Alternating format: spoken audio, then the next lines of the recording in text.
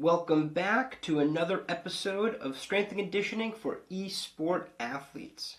I'm Strength Coach Freeman, certified strength and conditioning specialist to the National Strength and Conditioning Association and certified personal trainer at the American College of Sports Medicine. Today we're going to be doing another video on soft tissue work for the hands. As I've mentioned in previous videos, this is the first step of the four-step process you should go through for every training session you do. Okay? So anytime you go play video games, or anytime you decide to do some kind of hand strengthening exercise, make sure you do all four steps. It's crucial if you want to maximize your performance and minimize your risk of developing some sort of discomfort or injury. Okay? So again, step 1, soft tissue work. Step 2, movement preparation. Step 3, some sort of actual training, right? So whether you're doing your gaming, whether it be leisure or for competition, and or doing some sort of strengthening. Again, I always recommend doing some hand strengthening at the end of your gaming session. Or again, if you're not doing gaming that day, I still recommend doing your hand strengthening. And then finally, you're going to finish with recovery, fourth step. And that will be some sort of static stretching that you do for the hands to maintain flexibility and make sure your hands are fresh for your next session. So, today's video will be on soft tissue work.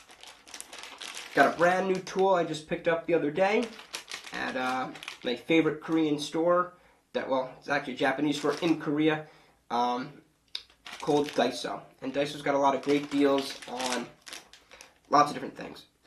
So, let's open this up real quick. This is another wooden tool. It's a four-ended tool. I have one other four-ended tool, a couple three-ended tools. But this is a tool with 4 parts. So this tool can be used for the hands, right?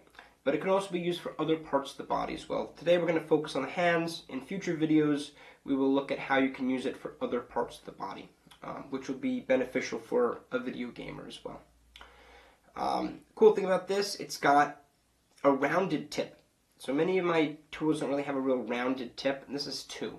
Right? So you got a larger one, a smaller one, and then 2 more pointed tips of different thicknesses. So this thing seems like a pretty good tool. I'm excited to try it out. And let's zoom in and check out how we can utilize this tool to improve the functionality of our hands for gaming. Okay, so here's the close-up of the tool. Pretty cool tool, actually. I really like this one.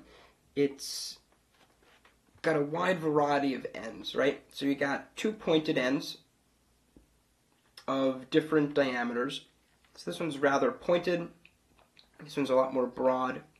And then you have 2 rounded ends. A much smaller rounded end, and then a kind of a mid-size. I have another tool that has a much larger kind of bulb on the end. And that one's pretty cool. A little big for some things, but it's nice. But it's nice that I get 2 different sizes on this. So I kind of have a small, medium, and a large on my other tool. So for these kind of tools, we're going to be doing, again, soft tissue work. Great to do before your training. Really gets the hands feeling good, feeling mobile. Can really improve range of motion by just working out those trigger points. So, in my previous videos, I kind of went through this already, but I'll go through it again.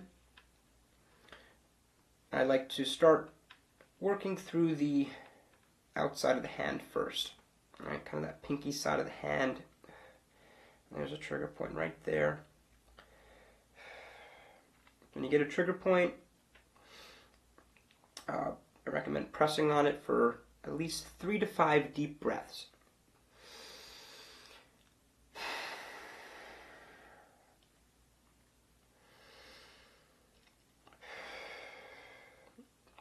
So, usually about 20 seconds or so. It can be shorter, it can be longer. That's fine.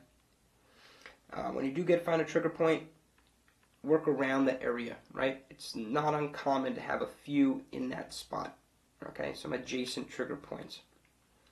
So it's good to kind of work around that area. I'm going to switch over to one of the rounded ends.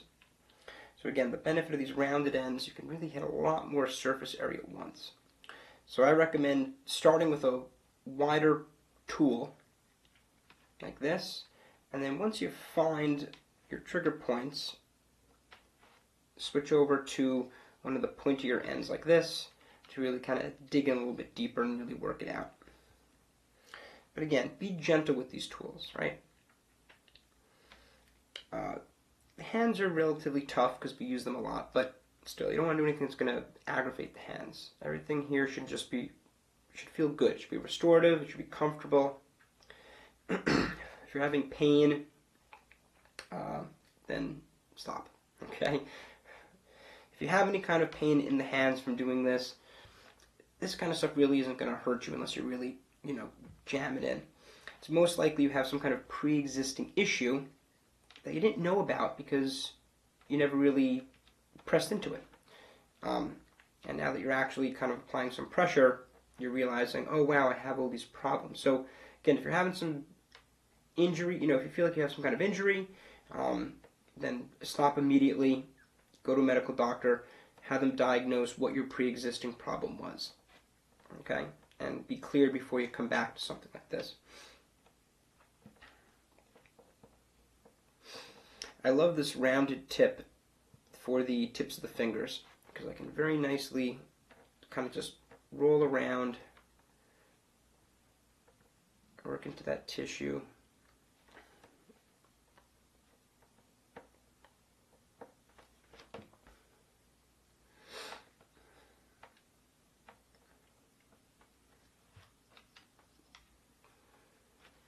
So feel free to really play around with these kind of tools. There's really no wrong way to do it, as long as you're working the right tissues. If you're going to the bone or jamming between bones or something into soft connective tissue, that's no good, of course. But in terms of working the meatier parts of the hand, play around with it. Try some different methods. See what works best for you, what helps you find trigger points. I'm going by my, primarily from my experiences and what I've, read. So there's all different methods to try out. If you try it out and have different suggestions, things that you've kind of have decided work best for you, feel free to share them. I'm always open to hearing other people's success stories or stories in which they did not have success. Because in that case, you can kind of try to figure out why there wasn't success and what can be done to, fix it for the future. So, again, great tool. I will see if there's a link. I'll see if I think some of these tools are definitely sold online. I haven't ordered them online because I've always just found them in places I've been traveling.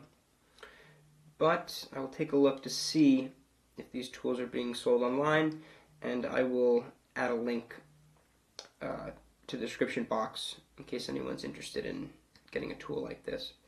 One of these 4-pointed tools, I think it's a great deal. Most of them are pretty cheap, just a few dollars. You can keep this in your pocket, or backpack, something like that when you travel. And again, it's great to use if you're at like a video game competition. This is great to use in between rounds. You get a break, pop this out. If something's hurting, your hands are a little tight or tense, pop this out, gently massage them, and you're going to feel pretty fresh again. So again, you want to do this for your first step of the 4 steps of a good training session. And again, you can use it between bouts, between rounds when you're actually doing your gaming. This is good to do as well as dynamic movements, which we will cover in future videos. But don't be doing static stretches prior or during gameplay. That kind of work should be done at the end for recovery. So thanks again for watching, and please stay tuned for future videos.